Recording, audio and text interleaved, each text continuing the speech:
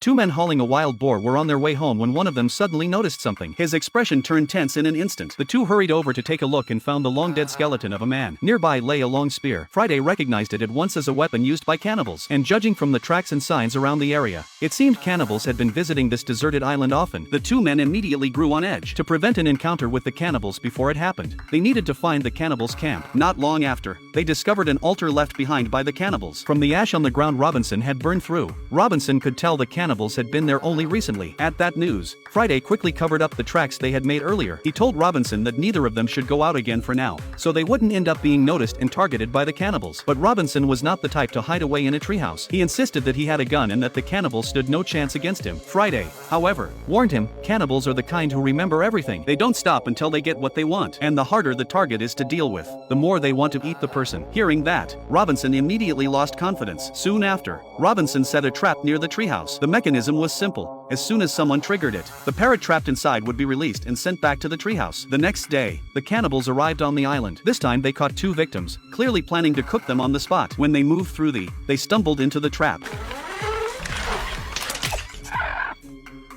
The parrot in the cage was released as well. Meanwhile, Robinson and Friday were fishing in a nearby stream. They looked up just in time to see the parrot flying overhead. The two hurried back to the treehouse to discuss their next move. Robinson proposed a plan: sneak the cannibals' ship away quietly. That way, they could leave the island and also keep the cannibals trapped at least for the time being. Friday thought Robinson was absolutely ruthless. Still, the two acted right away, grabbed their weapons, and headed out. When they reached the shore, they found the ship the cannibals had left behind. Oddly, there was no guard. It was obvious the cannibals didn't know there were other people on the island. The two were thrilled. They loaded supplies into the ship and were just about to leave when a wild man suddenly burst out from the pile of grass. Then more appeared. Both sides instantly erupted into a fight. Even though Friday was knocked down in a sneak attack, Robinson proved his skills. Before long, he took out the two men. They were ready to make their escape when Friday spotted a collar used to restrain prisoners. That meant someone had been brought here. Friday immediately told Robinson and said he wanted to rescue the prisoners. Robinson refused at first, saying it wasn't worth the risk. But once Robinson picked up a necklace on the ground, his mind changed immediately. The two rushed toward the direction of the trap. Up ahead,